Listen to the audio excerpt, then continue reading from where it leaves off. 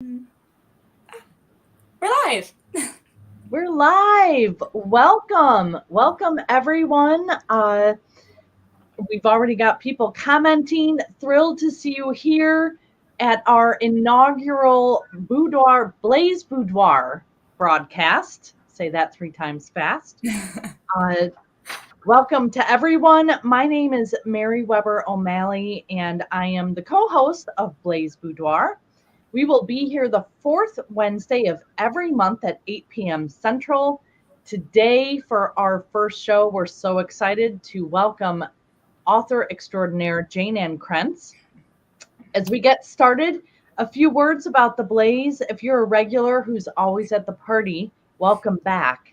If you're new to the Blaze, please know that we are a team of 35 creative professional volunteers connecting writers and readers on our digital platform in the age of COVID and beyond.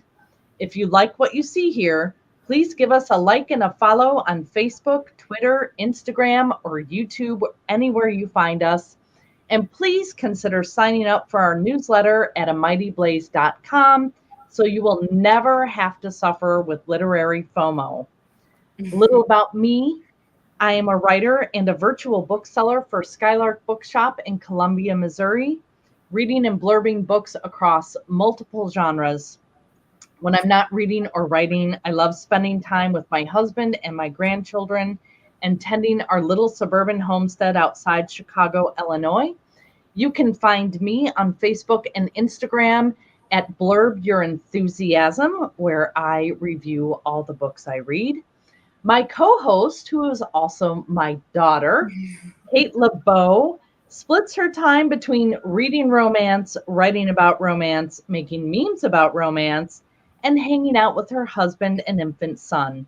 She runs the blog Romantically Inclined Reviews and the Instagram at romantically_inclined. She reads all genres and heat levels, from proper romance to erotica and everything in between. As I said, tonight we are absolutely thrilled to be hosting Jayne Ann Krentz, who is one of the most commercially successful authors on Instagram today. Writing today, sorry, not on Instagram, anywhere.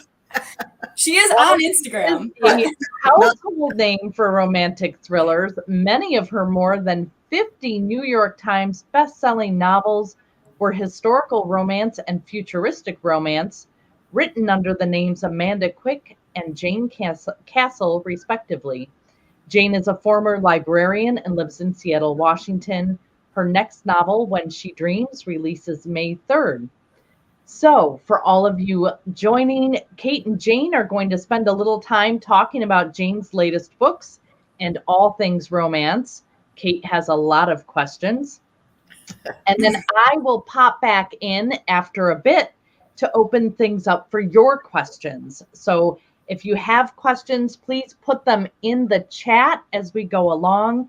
And everybody who comments will be entered into a contest to win Lightning in a Mirror by Jayne Ann Krentz. So keep those comments coming. We'll choose one of them as the winner. I'm going to pop out and leave it to Kate and Jayne, and I'll see you back here shortly. Okay, so there goes my mom. I'm going to try. I was telling Jayne before we logged on here that last time I met her in person, I fangirled way too hard. So I'm going to try to keep it professional-ish tonight. But I will, we'll see how it goes. I have a lot of friends in the comments who are going to be egging me on a little bit here. So, Jayne, well, thank you so much for joining us. I have a ton of questions, but I'd like to start by just having you tell us a little bit about the book we're here to talk about, When She Dreams, which we were laughing because I have a manuscript and Jayne does not have a manuscript. She does not have a copy of her own book yet. I'm sure she'll get one. But look at this beautiful cover. It's kind of shiny in my light, but it's absolutely gorgeous.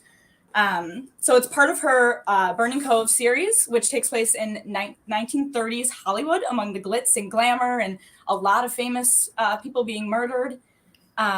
and a lot of heroines and heroes solving said murders. So yeah, if you could just tell us a little bit about When She Dreams, or even just the Burning Cove series as a whole, because this is book 6, I believe.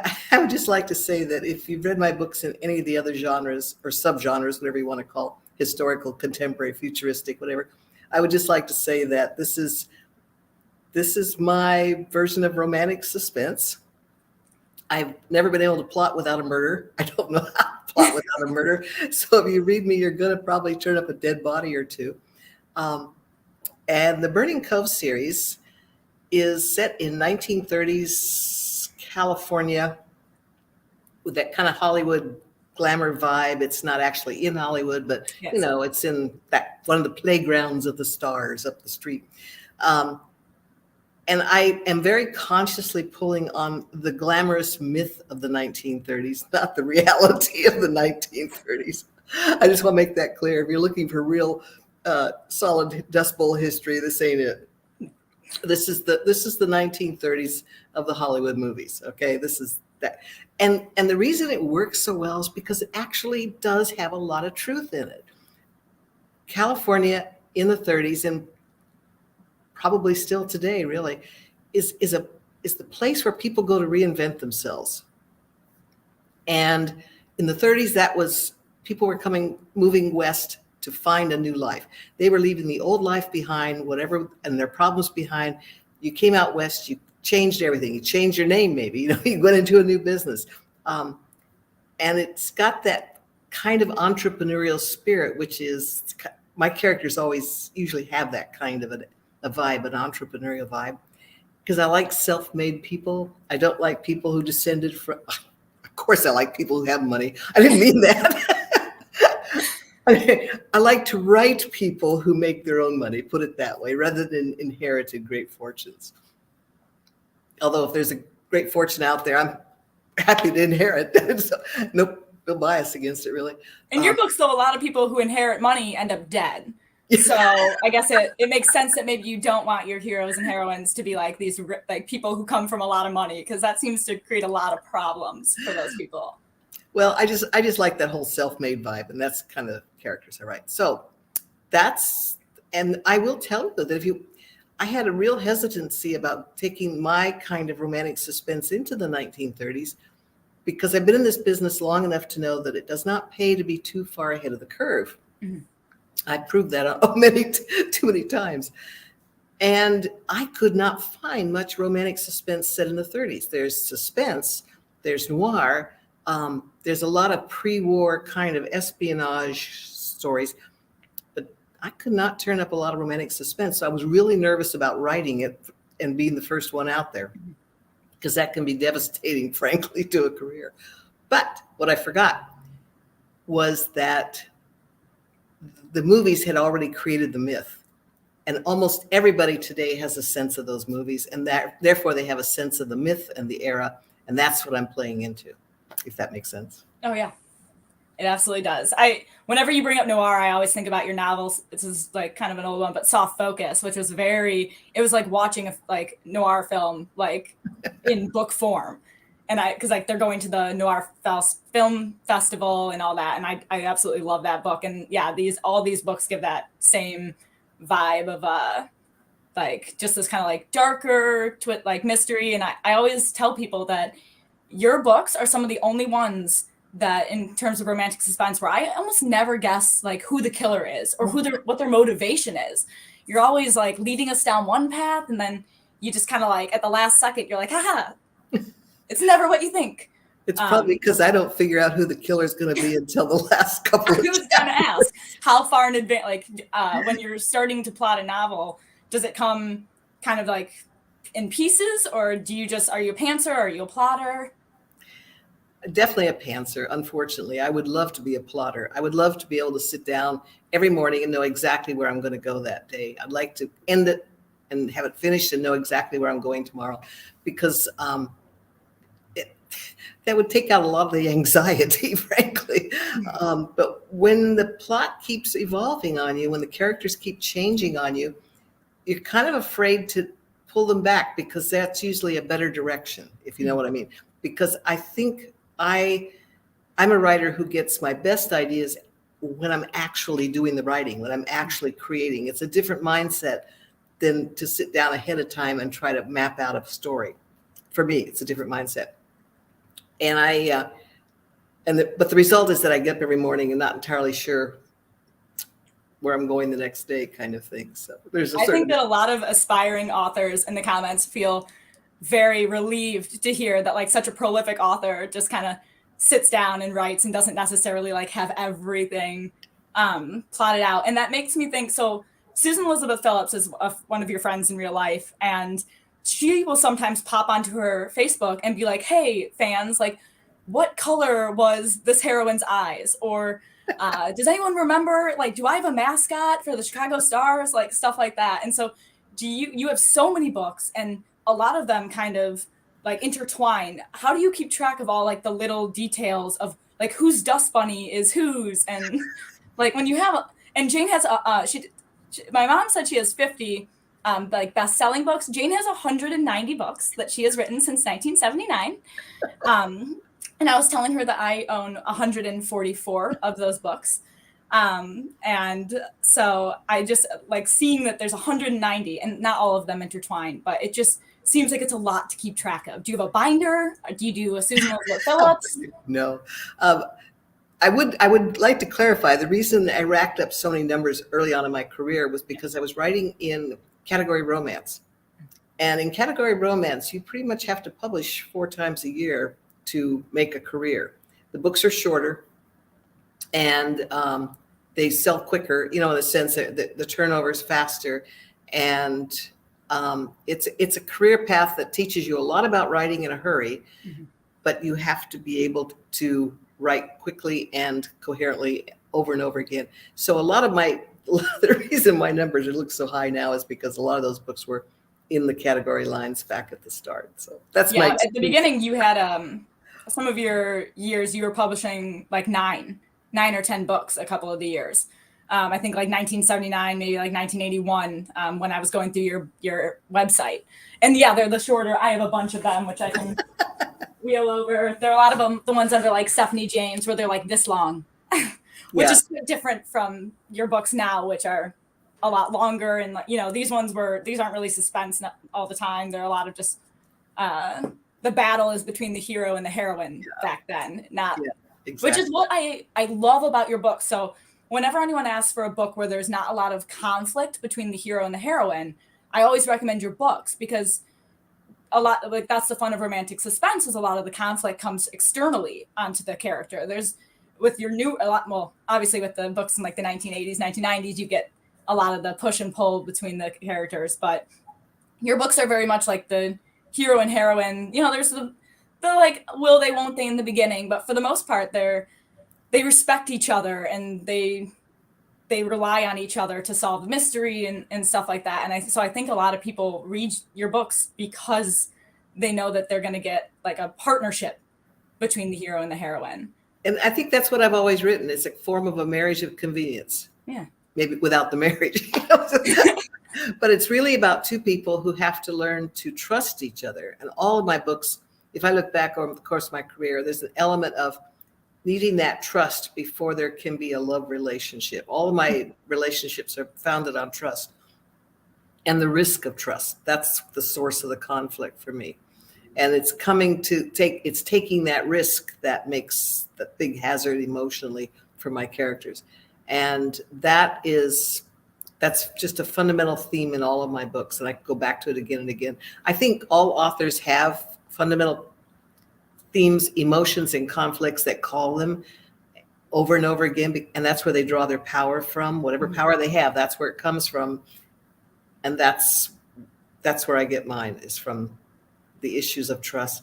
And then the suspense plots, the romantic suspense plot. I define romantic suspense as not straight up suspense with a love interest and not romance with a little mystery going on the side. Romantic suspense is its own unique genre. To me, it is at any rate. And I think it can be defined by saying that everything that happens in the relationship somehow affects the suspense, and everything that happens in the suspense somehow impacts the relationship. They work in lockstep as a plot. device. And in the end, you have a book that you could not remove one element or the other and still have a whole book left. Yeah. If that makes sense. No, that definitely makes sense. I think that's a lot of the reason that people, just love romantic suspense in general. I think it doesn't necessarily get the attention that it deserves sometimes. I think romantic suspense is, if I had to pick a favorite subgenre of romance, that would be my absolute favorite. There's just something about two people like working together against a common enemy. Although I will also say that enemies to lovers is my favorite trope. So that's kind of doesn't really work if everyone's an enemy of everybody. So last year, I was doing this feature for my blog where I got people I called it Popping the Romance Cherry, which was very creative of me, where I tried to get people who'd never read a romance to read their first romance. And two of my victims were my dad and my grandfather. And I had them each read one of your books. And my grandpa actually read one of the Burning Cove books, I believe the very first one. And he did enjoy it. But I can't remember which one I recommended my dad. But his comment actually was that he really loved, I believe in the book, the hero had a limp and a cane. And his comment was that he loved that you didn't have like a perfect specimen of a hero. You write like your heroines are never, not never, but a lot of the time are like very like beauty is in the eye of the beholder situation, where some people look at them and think, oh, this person's really plain. But then the hero looks at her and thinks she's the most beautiful woman I've ever seen. And the same goes for the hero. And so I was just wondering if that's intentional on your part to write heroes and heroines that are like accessible to the everyday person. Well, let's face it. I write these books first for myself, and that's my fantasy. And I don't think perfect people make great fiction. Frankly, it's too easy to fall in love on looks alone, I guess, and that just seems like a very shallow. It might be fun for a while, but it's not going to last. And deep down, you know it's not going to last if that's all there is to it. So I'm looking to build a relationship which is built on other things first, and the physical is there, but it's not the key draw. Yeah, like there's passion between them, but they're not. Yeah, sometimes I finish a book and I'm like, I didn't even pay attention to what the hero and heroine really looked like because I was so focused on. I didn't describe them. That could very well be. Sometimes I'm like, what? Like brown hair? But like, they're so good because you can kind of put any features onto the characters that you want to make them your own in a way. And I think there are some people who very much prefer not to have their characters over described because then they're spending the whole time trying to picture what the author wants for the characters as opposed to what they want their own brain to conjure up. Because what's attractive to the author might not be attractive to the reader, or to five other readers. I'm all in favor of letting reading is such a personal kind of pleasure, and I think part of that pleasure should be you insert yourself or what you want into that story a bit, and that's part of how you get into the story. And so it's the looks of the person that you're falling for, they match whatever you would fall for. And I think that's key to me to making my kind of fantasy work, is not to anchor it to a particular look. Yeah. Along the lines of putting yourself into the story, there was quite a time there where a lot of your stories had scenes in which the heroine was cooking for the hero and trying to make him a vegetarian. I've noticed that all of your, maybe not all of them, but your heroes tend to be sometimes like meat eaters, and then the heroine is usually a vegetarian.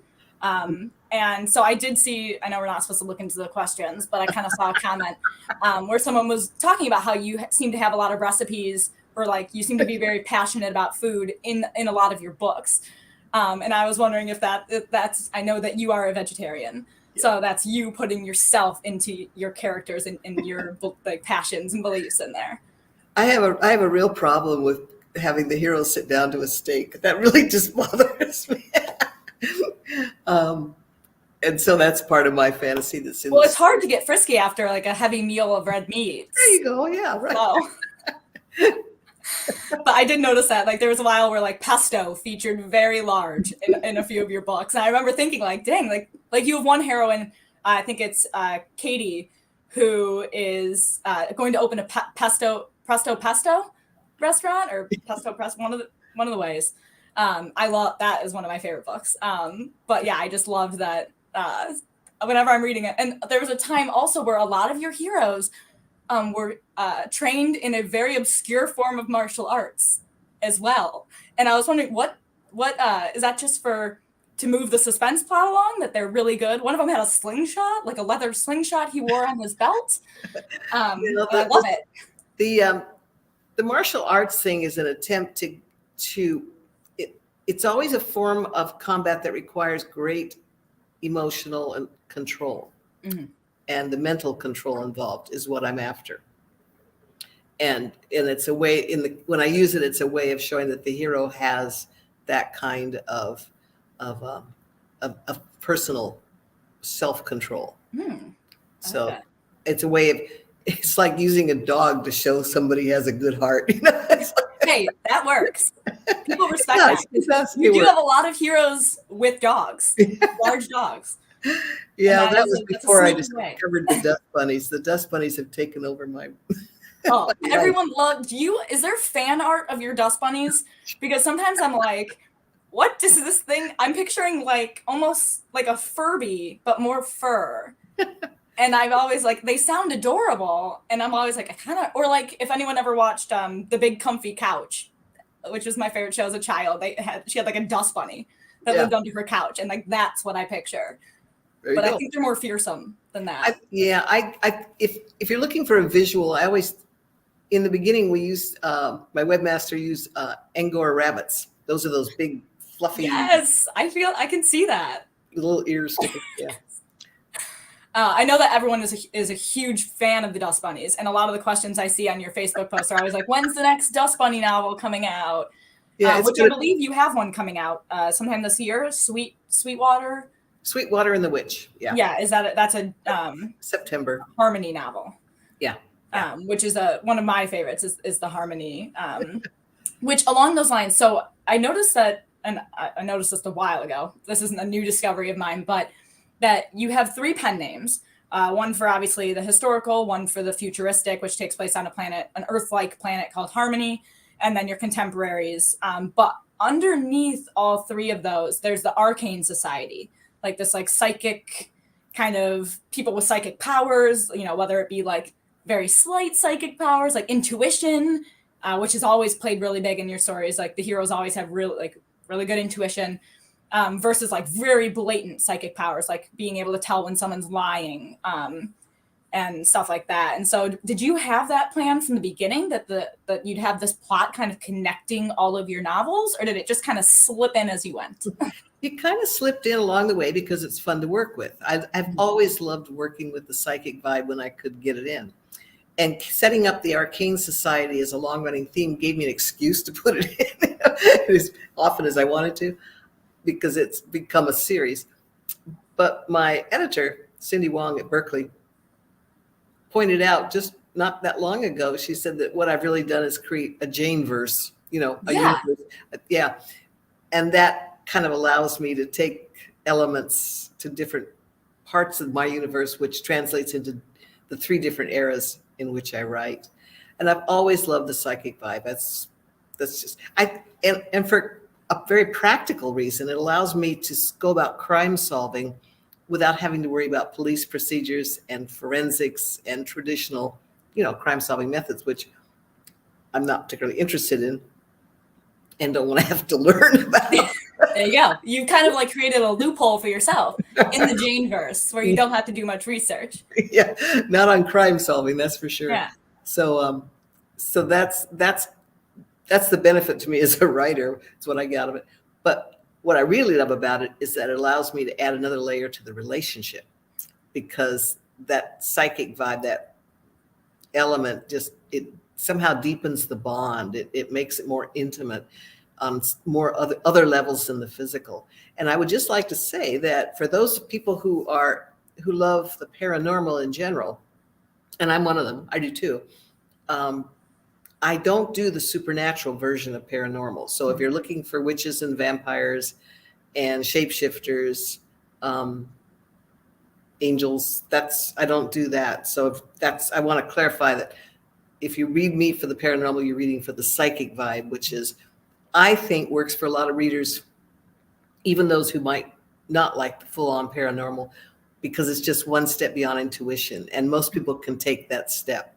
It's like not that hard to imagine the psychic thing just being one step beyond intuition. Yeah, I think it also helps like make your, it helps speed along, like you were saying, like they kind of connect on a psychic level, and that helps speed along the relationship development in a way, so that by the end of the book, when they're like madly in love, you're kind of like, okay, but it's because they are like psychically in tune to one another, and they know that this other person is like they're trustworthy, they're their soulmate, because they connect on that level. Yeah. Which makes it at the end, you're like, oh yeah, they've known each other 4 days, but like I am 100% convinced that they are meant to be. What could possibly go wrong? Yeah, nothing. I was thinking, like I particularly love your books. You have a couple duets, not very many, but Light and Shadow and then Truth or Dare are a duet. And then Gift of Fire and Gift of Gold. I forget which one comes first. But both of those feature very heavy psychic elements. And I think that's what makes them like Zoe from Light and Shadow can sense when a crime has happened in a room based on like the vibe in the walls. And then in Gift of Gold or Fire, again, I can't remember which one comes first, but they connect because the hero can touch objects and like can tell you if they've been used in a violent manner, and like whether they've been used to commit murder. And so he's like an antique like guru. And I think that just makes it, it's like you said, it just adds another element into the suspense, another element into the relationship that just like takes it up from just like, oh, it's a contemporary romantic suspense, we're solving a crime. It's like, no, we are solving a crime with antique weapons and intuition. Plus, Gift of the sequel in that series has a really awesome scene in which they're in an old like dungeon, and there's like a use of handcuffs and stuff, which was very kinky of you. I think that's one of your kinkiest scenes. And I know it's a fan favorite. So, but speaking of fan favorites, I think, so I'm on a romance subreddit, which I don't know if you frequent Reddit on a regular basis. But it's just a website where people can talk about anything, and there's a romance subreddit, and people are always, of all the books of yours that are recommended, people go gaga for Ravished, one of your Amanda Quick novels. I would say it's recommended like 5 times a week. And it's like a Beauty and the Beast-esque, it's not a retelling.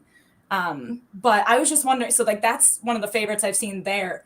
What is your favorite book that you've ever written, and what do you think is your fan favorite book you've ever, like what do you get the best feedback on?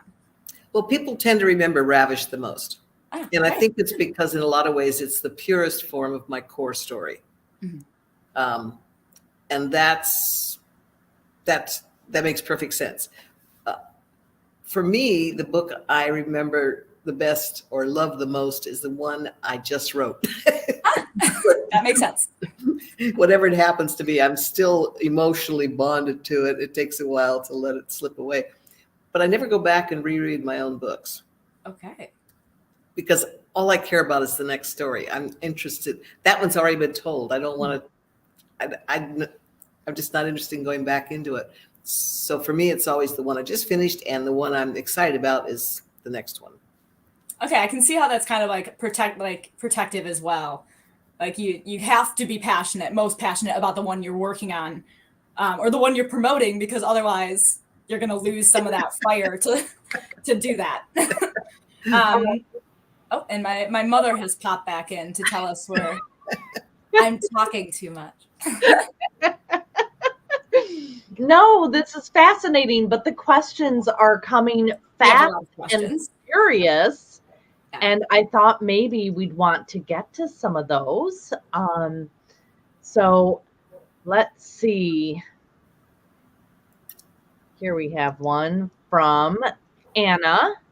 She loves all your books, loves when you have your characters prepare meals and food. How do you decide what they prepare to and eat?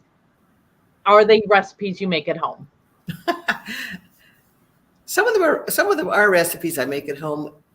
A lot of them I've just find in cookbooks that look good that I would like to make if I ever had enough time to make them.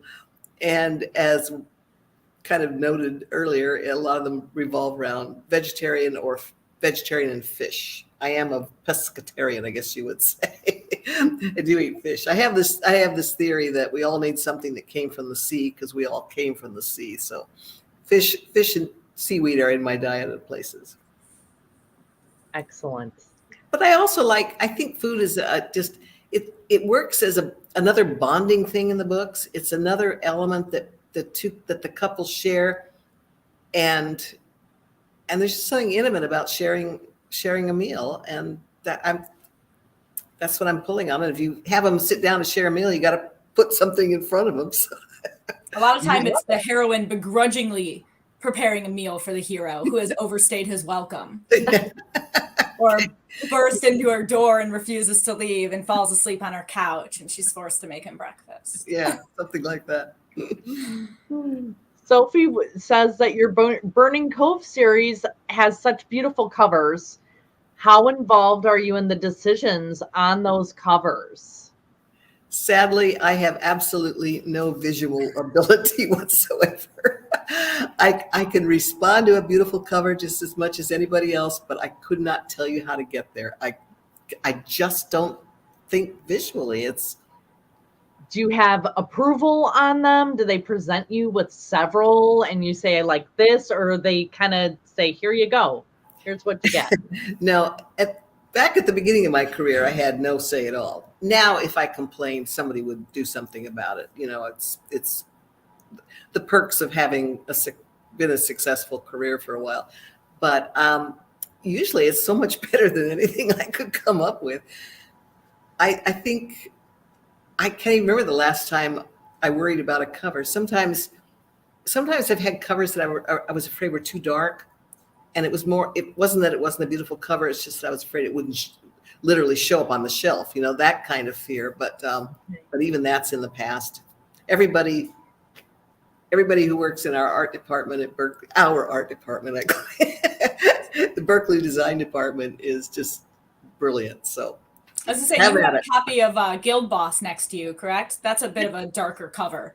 It's very bright, but the spine's a very darker one. But I love this cover. So yeah, that's beautiful. Yeah, it's but see how they use the cobalt blue to brighten it up. Yes. See, that's what I couldn't do. I wouldn't know how to tell them to do that. That's you got to rely on the creative geniuses of the cover designers sometimes. Yeah, and I do. Deborah says, how do you keep the stories fresh after so many books? Well, that has been one of the big advantages of winding up with 3 careers. I never intended to wind up with 3 pen names and 3 worlds. I do not recommend it to writers starting out, mostly because it's just so hard to promote 3 different brands is what you're really doing. But here I am, and at this stage of my career, that's what I wound up with. And it turns out to be a good thing for me personally, because it refreshes me to go into another world when I come out of the contemporary world and I get to plunge into the futuristic or the historical, and that gives me a whole new kind of vibe, and it's very refreshing. So that part worked in my favor. But if I go to date, if I do a signing these days, I can guarantee you that a third of the people coming through the signing line won't know I wrote as Jane Castle or Stephanie or Amanda Quick, and they don't care because they don't read historicals or they don't read futuristics. And I'm just as bad. I have a mystery author that I just adored, and when I found out he wrote Westerns, I didn't Doesn't matter. I don't read Westerns. I guess not everyone can be as devoted a fan as I. Thank you. I really value readers who follow me into all three worlds, believe me. I mean, they're all amazing in their own right. Like I tell people all the time, if you like Ravished, like give some of the other writing, like it's the same lovable characters. Although we would argue the hero in that is not necessarily lovable to start. But yeah, it's the same lovable characters, kind of just told in different. My voice will always remain the same. My voice doesn't change between worlds, and my kind of plots don't change. I always do a suspense plot, and there's always a mystery to solve. So certain elements are certainly going to be the same in all those worlds. The best elements. Absolutely. And Maria says, what do you do when you're not writing? Do you ever not write? I suppose you do a little cooking. Yeah, I do like to cook. And of course, during the past 3 years, that's everybody's been cooking at home. So that or takeout. But have you made a loaf of bread? No, because I'm low carb. It was the one thing I could. You missed the bread, the whole bread trend. It's sad. It's just horrifying. I know. It's like, oh God, I miss it. I've got 1,000,001 things you could do with tofu. But the cooking, actually, I do enjoy most of the time, at any rate. Mostly because it's such a different kind of creativity than writing. It's more physical and more, you know what I mean? It's more hands-on. And you get to eat right then, you know, you get to eat so you're not waiting a year to have the thing published. It's instant gratification, I guess I would say. So. Yes. I guess that would be important for someone who has, like you said, has to wait a year for their work to like see results of their work. Yeah. To have a hobby that's like instant. That's the way I look at it, for sure. Well, this has got to be a question for anybody who's maybe getting introduced to either Jayne, Amanda, or Jane Castle tonight. Where does a beginner start with your books? And, you know, we can put that to both of you, to Kate and Jane. I always say start with what I'm writing right now. Start with something that's recent and out now. Pick a world. I've got 3 of them: futuristic, historical, or contemporary. And start with what I'm writing now, because everything is there. All the elements that I do are there, and the books will feel more contemporary, modern to you, if you know what I mean, because they're current. And that would be my recommendation. Then if you like what you see, you can work backward.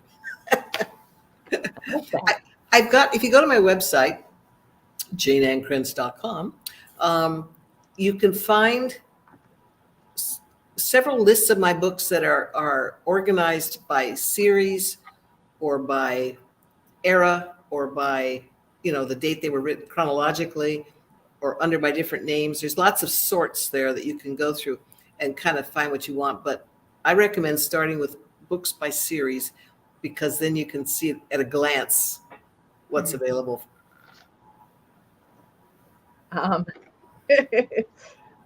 Okay, I was just handed a note by a viewer who would like to know. How does being a romance writer affect your relationships with men, your husband, your partner? How does that work? Interestingly, men are the only ones who ask this question.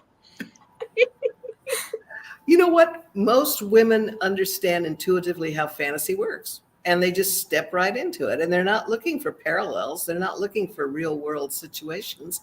They're reading for the fantasy, and they know the difference between fantasy and reality. So don't tell them not to worry. We know what we're doing here. Don't try this at home, but we're good at it. We know what we're doing. We can step into the fantasy world and then step back out of it. Yeah, and I think we've been doing that since we were little kids. Mm-hmm. I mean, my gosh, we were doing it in first grade, or for crying out loud, you know, dragons and castles, and, you know, I mean, it's just second nature if you've been a reader all your life, it is absolutely a built-in skill set. Love that. I actually had a shock years ago. There was a book that came out, Bridges of Madison County. Do you remember Bridges? Yes, I do. And I remember hearing that. Okay, in the story, if you recall, he was photographing the bridges of Madison County. The hero was photographing him for the cover of National Geographic, as I recall. And I read that National Geographic was overwhelmed with people wanting a copy of the magazine. And I thought, they didn't know it was fiction. And I thought, a romance reader would never make that mistake. A fiction reader would never make that mistake. Right. I will give you a quick little side story on that book. My mother's cousin, who she's 85 now, but when it came out, 25 years ago, she saw the cover and she thought, oh, my husband loves the bridges. Well, I'll get him this book about the bridges. And so she gave him this book. I really want you to read this. I think you'll like it. And he's reading it. And he looked at her and he said, are you trying to tell me something? Are you unhappy? What are you talking about? He said this book. That's even funnier. That's even better. Oh. But that was a revelation at the point where I realized, not everybody understands how fiction works. And that was kind of a bolt out of the blue to me. Erin wants to know if you ever see somebody out and about and you go, yep, you're going to be in my next book. No, I work with archetypes. I work with fantasy. Obviously reality feeds in there, but I use it more to make the story happen rather than it doesn't inspire the story, if you know what I mean. It's something I add in so that it is kind of real, that it feels a little more real, I guess.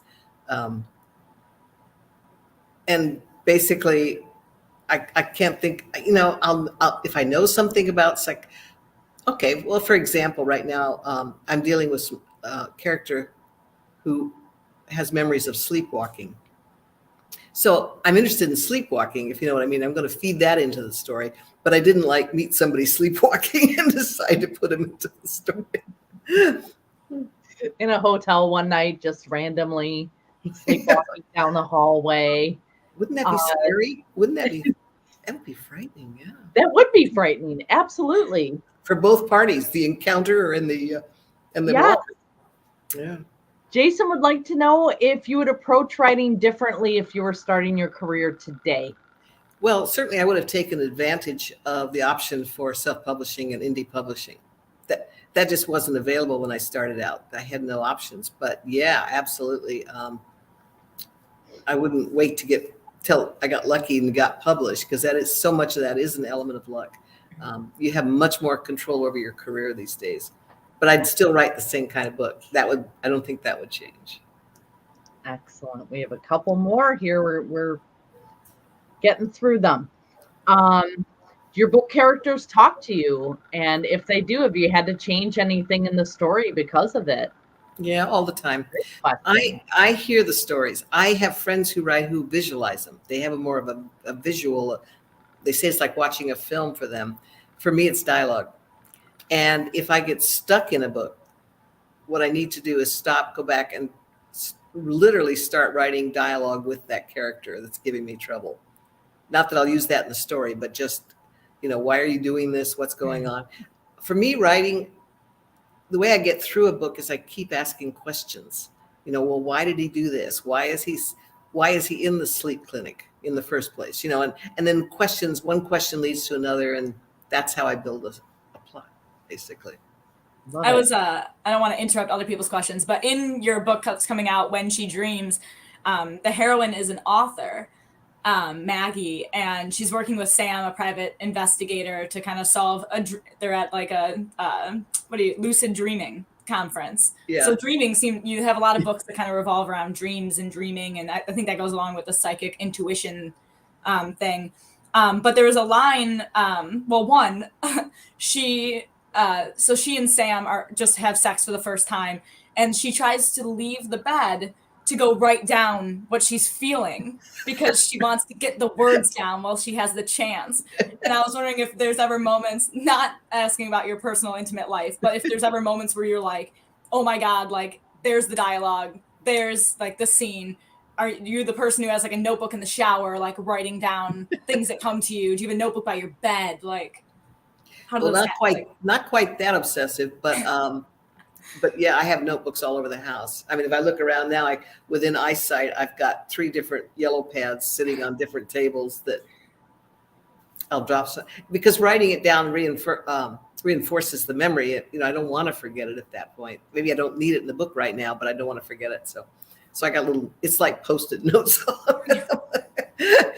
And I don't think I'm alone in that. A lot of my friends say they end up they keep thinking they're going to keep a careful record. They're going to note everything down as they make a decision. They're going to keep a book Bible, so to speak, something over here on one side of the computer.